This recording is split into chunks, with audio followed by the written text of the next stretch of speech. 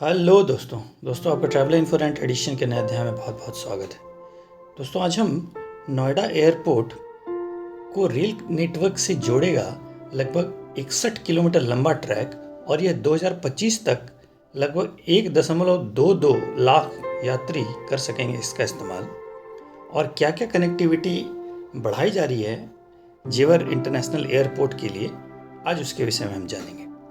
दोस्तों जेवर में तैयार हो रहे हैं इंटरनेशनल एयरपोर्ट की अंडरग्राउंड कनेक्टिविटी के लिए डीपीआर को यमुना इंटरनेशनल एयरपोर्ट के सामने पेश कर दिया गया है और इसमें रैपिड बुलेट ट्रेन और रेलवे लाइन भी शामिल है।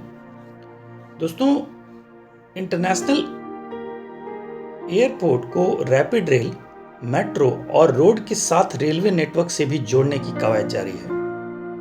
ऐसे में एयरपोर्ट को शानदार कनेक्टिविटी देने के लिए दिल्ली हावड़ा दिल्ली मुंबई रेल मार्ग से भी सीधा जोड़ा जाएगा। इससे यात्रियों के साथ साथ उद्यमियों को भी सहूलियत मिलेगी। दोस्तों उत्तर मध्य रेलवे ने इसकी डिटेल प्रोजेक्ट रिपोर्ट, जिसे डीपीआर कहते हैं, बनाकर प्रस्तुत भी कर दी है। इसके लिए यमुना अथॉरिटी ने इसके ऊपर अपना प्रोजेक्ट रिपोर्ट डिटेल रूप से प्रस्तुत भी किया। इसके मुताबिक हरियाणा में पलवल के पास रूंदी स्टेशन से जेवर एयरपोर्ट होते हुए बुलंदशहर के चोला स्टेशन तक लगभग 61 किलोमीटर का ट्रैक बनाया जाएगा और यह ट्रैक पर 5 नए स्टेशन बनेंगे।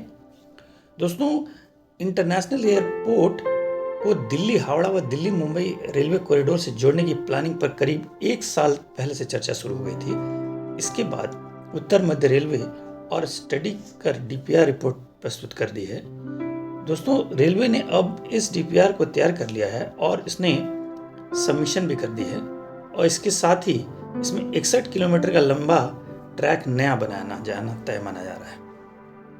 दोस्तों यह ट्रैक हरियाणा में पलवल के पास रूंदी स्टेशन से होकर गुजरेगा और यमुना नदी को पार कर उत्तर प्रदेश में प्रवेश करेगा। इसके बाद गौतम बुद्ध नगर में एयरपोर्ट से होते हुए बुलंदशहर के चोला स्टेशन पर खत्म होगा। इस कनेक्टिविटी से उत्तर प्रदेश के साथ दिल्ली, मुंबई, हरियाणा समेत अन्य राज्यों के विभिन्न जिलों व शहरों से एयरपोर्ट पहुंचना बहुत आसान हो जाएगा।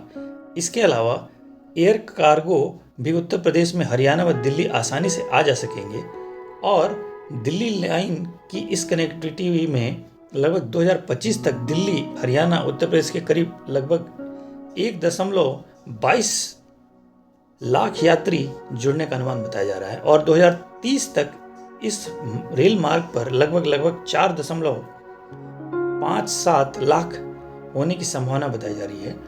दोस्तों इसके बाद प्रति वर्ष यात्रियों की संख्या 17% तक इजाफा इसमें संभव माना जा रहा है।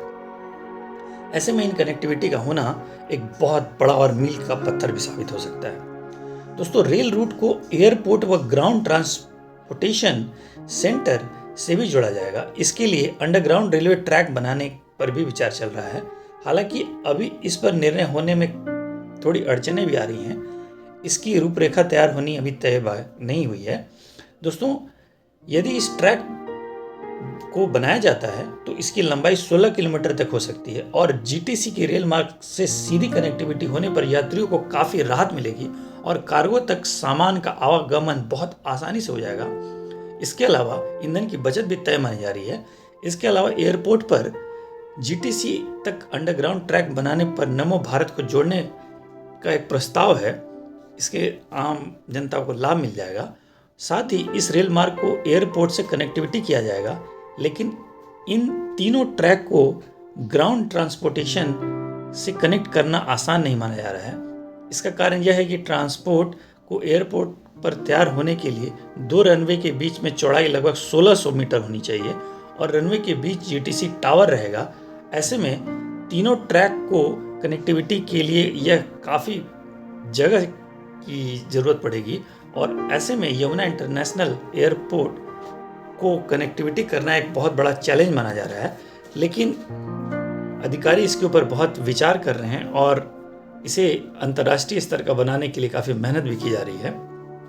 दोस्तों साथ ही दिल्ली हावड़ा रेल लाइन पर गाजियाबाद, दादरी, बोदाड़ी की और दानकोर के आगे चोला स्टेशन है। यहीं पर 20 किलोमीटर लंबा रेल लाइन एयरपोर्ट तक बिछाई जाएगी। इसके साथ ही गाजियाबाद आनंद विहार से एयरपोर्ट की कनेक्टिविटी हो जाएगी। साथ ही नोएडा एयरपोर्ट पर कार्गो का बड़ा हब बनेगा और इस रेल लाइन पर माल ढुलाई भी तय माना जा रहा है। दोस्तों, साथ ही इंटरनेशनल एयरपोर्ट के पास बड़ा रेलवे स्टेशन बनाने की भी प्लानिंग है।